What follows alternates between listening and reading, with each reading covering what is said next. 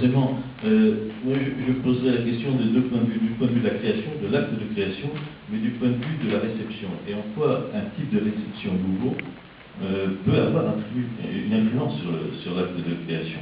Alors, du point de vue de la création, comme vous venez de le dire, je suis tout à fait d'accord, c'est quelque chose il peut y avoir du neuf, mais c'est pas neuf non plus. Je veux dire, le fait qu'il y ait une invention technologique dans le support de la parole, qui devient texte, eh bien, c'est ancien comme tout. Je veux dire, la première forme, moi je parle de la poésie, domaine que je reconnais, la première forme poétique emblématique, c'est l'octosyllabe, en France en tout cas, c'est l'octosyllabe en rime suivie. Et pourquoi? Parce que c'était lié à l'oralité. Dès qu'apparaît l'imprimerie, on va exploser la forme poétique. Et on va apparaître tout un tas de variantes, évidemment, jusqu'à ce que soient possibles des choses qui n'étaient sûrement pas possibles avant Gutenberg. Évidemment, le calligramme. Mais je vous rappelle que le calligramme, ça date du XVIe siècle. Moi, je crois, en tout cas, le premier témoin que j'en connaisse, c'est l'oracle de la bibliothèque de Rabelais, dans le 5e livre de Rabelais, qu'il soit apocryphe ou pas, peu importe, le texte existe. Donc c'est très ancien. Et donc là, on voit bien un effet immédiat, et on pourrait parler de la même chose, hein, sur l'acte de création. Et puis, on peut imaginer que Mallarmé n'est pas possible, peut-être. En tout cas, une lecture de Mallarmé n'est pas possible s'il n'y a pas l'écrit. Le type même de la densité de la langue, enfin de l'épaisseur du texte, fait que c'est lié, moi je crois, au support. Voilà. Et ensuite, dans la modernité, évidemment qu'il y a eu beaucoup d'intrusions technologiques qui ont eu effet en poésie. C'est ancien, ne serait-ce que l'appareil enregistreur qui a permis à ce qu'on peut appeler l'événement de la poésie sonore, Heitsig, etc., Bernard Heitsig. On peut bien avoir à ce moment-là un livre, parce que des textes sont publiés par Adante, etc. Mais ce ne sont que des partitions. La réalisation de l'objet de création, elle est dans la voix, hein, et dans l'utilisation, par exemple, simultanée d'un appareil enregistreur, d'un magnétophone, etc. Et puis il y a toutes les performances qui utilisent, je pense à ce que fait Patrick Dubosc à Lyon, Poésie Studio, qui fait que l'œuvre de création est complètement liée au micro. Et au travail sur la fluidité. Puis on pourra aller jusqu'à la vidéo, des poèmes vidéo, etc. Donc on voit bien qu'il y a, et alors, pour ce qui concerne l'informatique, pour dire de façon un peu schématique, évidemment, il y a le travail de Jean-Pierre Batte, qui était précurseur, puis le travail de l'Alamo. Là, on voit bien qu'il y a possibilité d'intrusion technologique dans la matière même. Mais en même temps, on peut dire que ça concerne la forme du texte. C'est-à-dire que là, on va tomber dans un débat compliqué. C'est-à-dire que ça touche peut-être au formalisme en poésie.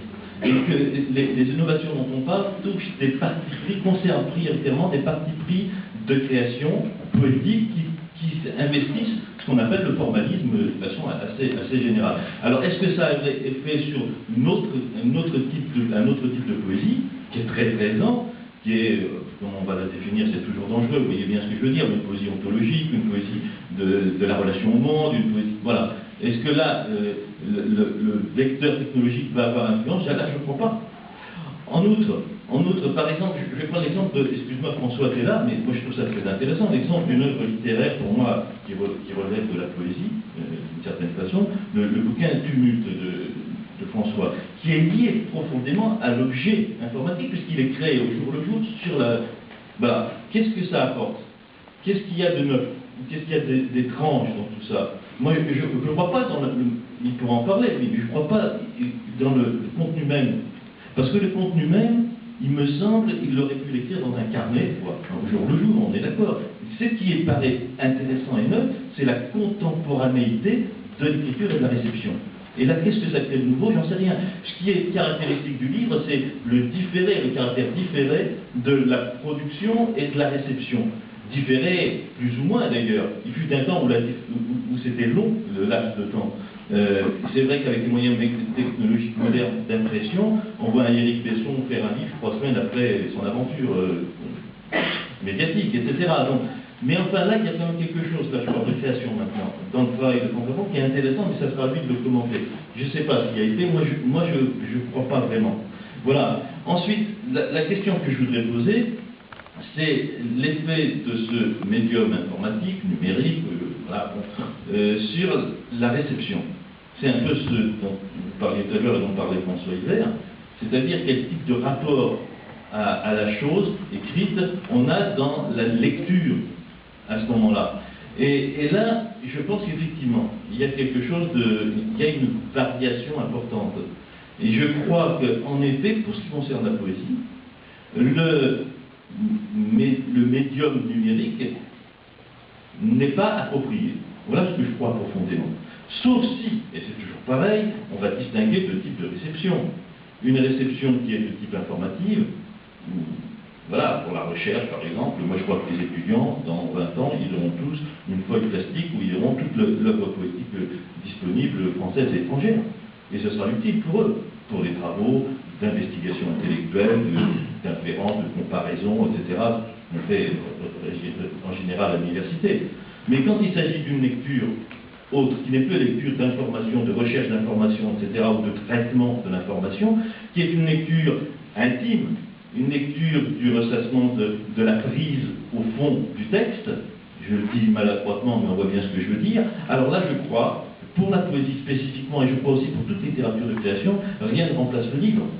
Parce que c'est, et là il faudrait le décrire, on peut le dire en quelques mots, mais tout le monde ici, parce qu'on est de la génération du livre, sait de quoi on parle, il y a un rapport sensuel, concret, incarné à l'objet livre, qui est, il faut se demander si c'est culturel ou si c'est dans la nature même de la relation. Mais moi je crois que c'est dans la nature même de la relation, c'est-à-dire le fait qu'il y a une disponibilité à tout moment et dans tout état du livre. Voilà. Ça méritera sûrement, et ça sera discuté, ça méritera plus de réflexion. Mais enfin, moi je dirais que, je prendrai une comparaison un peu stupide, mais enfin, il me semble que le livre est au numérique, ce que la marche à pied est au TGV. C'est-à-dire, il est évident que si je veux aller à Lille ou à Lyon, je prends le TGV. Ça ne discrédite pas la marche à pied. Et je dirais même que ça réévalue la marche à pied. C'est un type d'inscription sur la Terre qui n'est pas devenu caduc parce qu'il y a le TGV.